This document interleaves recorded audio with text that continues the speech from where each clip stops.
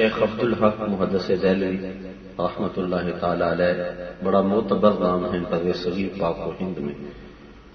تمام مکاتیب فکر کے ہاں بڑے معتبر سمجھے جاتے ہیں. اخبار الاخیار میں لکھتے ہیں، اللہ کی بارگاہ میں عرض کرتے ہیں مالک میرا کوئی عمل ایسا نہیں جس کو تیری بارگاہ میں پیش کر کے اپنی بخشش کی توقع رکھوں. ہر عمل فساد نیت کا شکار ہے، لیکن ایک عمل میرے دامن میں ایسا ہے جس پہ مجھے بھی ناز ہے، اور وہ یہ کہ میں تیرے محبوب کا میلاد منعقد کیا کرتا ہوں. جب شہر مولد آتا ہے تیرے محبوب کی محفل سجاتا ہوں. اس عمل پہ مجھے بھی ناز ہے اور میں تیری بارگاہ میں یہ عمل پیش کر کے اپنی بخشش کا طلبگار ہوں. حضرت شاہ ولی اللہ محدث دہلوی رحمۃ اللہ تعالی علیہ یہ بھی تمام مکاتب فکر کے ہاں معتبر نام ہے. آپ فرماتے ہیں میرے والد شاہ عبد الرحیم محدث دہلوی رحمۃ اللہ تعالی علیہ ہر سال حضور علیہ السلام کا میلاد منایا کرتے تھے اور اپنی توفیق اور مقدور پر کوشش سے احباب کی ضیافت کرتے. ایک سال حالات پتلے تھے تو من کی منشا پوری نہ ہو سکی.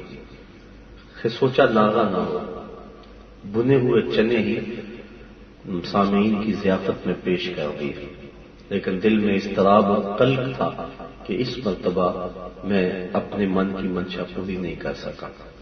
کہتے ہیں اسی رات سویا مقدر جاگے آقا کریم کی زیارت نصیب ہو. اور یہ بات ذہن میں رکھیں، حضور نبی رحمت صلی اللہ علیہ وسلم نے ارشاد فرمایا من رعانی فی المنام فقد رعانی فإن الشیطان لا یتمثل بی. جس نے مجھے خواب میں دیکھا اس نے مجھے ہی دیکھا. ابن ماجہ شریف میں 6 طرق سے یہ روایت مروی ہے. کہا اس نے مجھے ہی دیکھا اور شیطان خواب کے اندر بھی آ کر حضور کی مثل ہونے کا دعویٰ نہیں کر سکتا. اور اس ضمن میں دوسری بات یہ ہے کہ حضور نے کرم نوازی فرمائی اور ارشاد فرمایا، بخاری شریف کی روایت ہے من رعانی فی المنام فسیرانی فی الیقظہ. جس نے مجھے خواب میں دیکھا ان قریب جاگتے بھی دیکھ لے گا. شارحین فرماتے ہیں اگر ساری زی دیکھ سکا تو وقت نظارف محبوب سامنے ہوگا، اور اگر اس لمحے حضور کی زیارت نصیب ہو جائے تو اور کیا چاہیے. سارے دکھ ختم ہو جاتے. اگر وقت اجل سر تیری چوکھٹ پہ پڑا ہو، جتنی ہو قضا ایک ہی سجدے میں ادا ہو. تو وہ لمحے اگر سمجھ جائیں انما الاعمال بالخواتیم، اعمال کا دار و مدار حسن خاتم ہوتے ہیں، تو اگر اس وقت رخ محبوب سامنے ہو جائے سوکھا نکلے سا ظہوری جے ویکھ لا صورت تیری، تو جو اس مشکل وقت میں حضور کی زیارت نصیب ہو جائے تو اس سے بڑھ کر اعزاز اور کیا ہو سکتا ہے. تیسری بات، میں اور آپ خواب میں کسی کو دیکھیں تو وہ محض خواب ہوتا ہے. یہ محفل سجی ہے، آپ مجھے دیکھ رہے ہیں، میں آپ کو دیکھ رہا ہوں. پہلی مرتبہ تو آپ کے یہاں آنا نہیں ہوا، ساروں کے نام میرے ذہن میں نہ ہوں لیکن چہروں سے تو شناسائی موجود ہے. محفل برخاست ہو، میں گھر جاؤں، آپ کو دوبارہ خواب میں دیکھوں، یا آپ مجھے دیکھ لیں، آپ کو یا مجھے پتا ہوگا کہ ہم خواب میں گئے ہیں. چونکہ قصد اور ارادہ نہیں ہوتا، آپ مجھے دیکھیں گے تو میرے علم میں نہیں ہوگا کہ میں کس کے خواب میں پہنچا. لیکن اللہ کے محبوب علیہ السلام اگر کسی کو خواب میں زیارت سے نوازتے ہیں تو حضور قصد، ارادے اور مرضی سے اس کے خواب میں تشریف لے جاتے ہیں. اور اس ضمن میں چوتھی بات عرض کر کے اپنی موضوعات کو مضمون کی سمت لے جاؤں گا کہ خواب میں ہم کسی سے کچھ وصول کریں تو وہ محض خواب ہوتا ہے. مثال کے طور پہ بھوک میں تڑپتے ہوئے سو گئے، رات خواب میں 5 اسٹار ہوٹل سے کھانا کھایا، صبح اٹھیں گے پیٹ خالی ہوگا یا بھرا ہوگا. کروڑ کی لاٹری نکل آئی خواب میں، صبح کنگال ہوں گے یا مالا مال. ظاہر ہے خواب خواب ہی ہے. وہ کسی شاعر نے کہا 100 بار میرے ہاتھوں میں تیرا دامن آیا، جب آنکھ کھلی تو اپنا ہی گرے پاں تھا. کچھ نہیں ہوتا، خواب خواب ہی ہوتا ہے. لیکن اگر اللہ کے پیارے محبوب علیہ السلام کسی کو خواب میں کچھ عطا فرمائیں تو کیا وہ بھی وہم اور خواب ہوتا ہے؟ یہ امام بوصیری سے پوچھو۔ رات چادر ملتی ہے، صبح اٹھتے ہیں کندھوں پہ موجود ہوتی ہے۔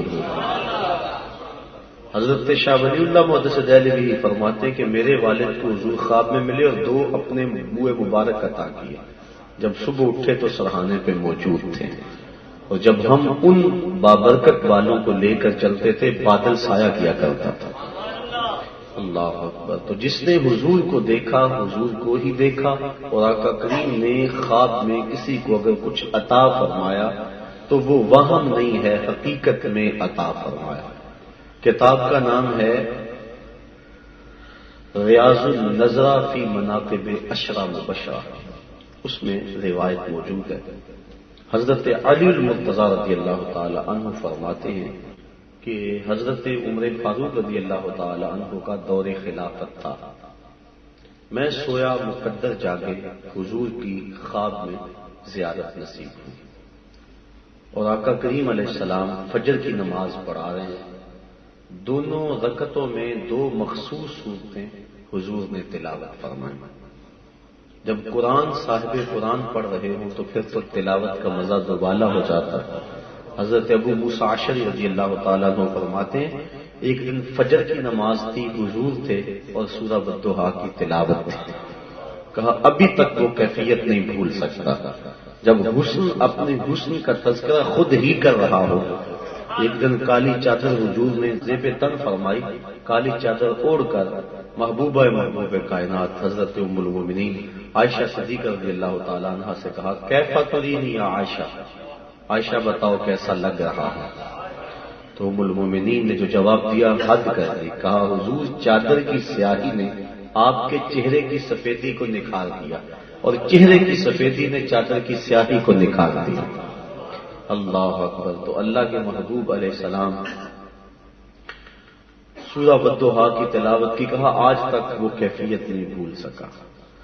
فرماتے ہیں کہ فجر کی نماز تھی، 2 مخصوص صورتیں حضور نے تلاوت کی، اس کے بعد سلام پھیرا، سلام پھیر کے پلٹ کے رخ کر کے صحابہ کی طرف حضور بیٹھ گئے۔ یہ آج بھی جو امام پلٹتے ہیں یہ اس سنت کو ادا کرتے ہیں۔ کتاب الآثار کے اندر امام محمد نے لکھا، اور اسی واقعہ کو صاحب مشکات نے بھی لکھا کہ حضور علیہ السلام جب نماز سے سلام پھیرتے تھے تو اتنی جلدی پلٹ کے رخ بدلتے تھے جیسے گرم پتھر پہ بیٹھے ہوں، کیونکہ حضور جانتے تھے کہ میرے صحابی میرے دیدار کے لیے ترس گئے ہوں گے، ان سے اتنا وقت بھی کم گزرتا تھا، وہ تو ہر وقت بلکہ نماز میں بھی رخ محبوب کو دیکھتے رہتے تھے۔ حضرت نبی رحمت صلی اللہ علیہ وسلم کے اصحاب سے پوچھا گیا نا کہ کیا حضور ظہر اور عصر کی نمازوں میں قرات کرتے تھے؟ کہا ہاں کرتے تھے۔ کہا تمہیں کیسے پتہ ہے؟ کہا نحن نعلم باضطراب لحیتہ، ہم حضور کی داڑھی کی جنبش سے اندازہ لگا لیا کرتے تھے۔ معلوم ہوا نماز بھی پڑھ رہے تھے اور رخ محبوب کی دید بھی کر رہے تھے۔ اور بخاری شریف کی روایت ہے باب ثلاثۃ الذین خلفوا، حدیث بھی صحیح ہے، حضرت کعب بن مالک روایت کرتے ہیں، اور یہ وہ کعب بن مالک ہیں جن کی بخشش کا اعلان اللہ نے قرآن میں فرمایا سورہ توبہ کے اندر۔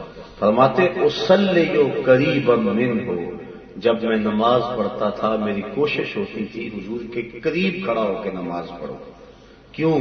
فاصارکہم نظرا، اس لیے کہ نماز بھی ہوتی رہے، رخ محبوب کی دید بھی ہوتی رہے۔ چوری چوری میں حضور کی دید بھی کرتا رہتا تھا اور نماز بھی پڑھتا رہتا تھا۔ اصل نماز ہے یہی، روح نماز ہے یہی، میں تیرے روبرو رہوں تو میرے روبرو رہے، دل میں ہو یاد تیری در پہ سرے نیاز ہو، وہ بھی کوئی نماز ہے یار نہ ہو نماز ہو۔ کہا اصلی قریبا منہ فاصارکہم نظرا، میں نماز بھی پڑھتا رہتا تھا اور چوری چوری حضور کی دید بھی کرتا رہتا تھا۔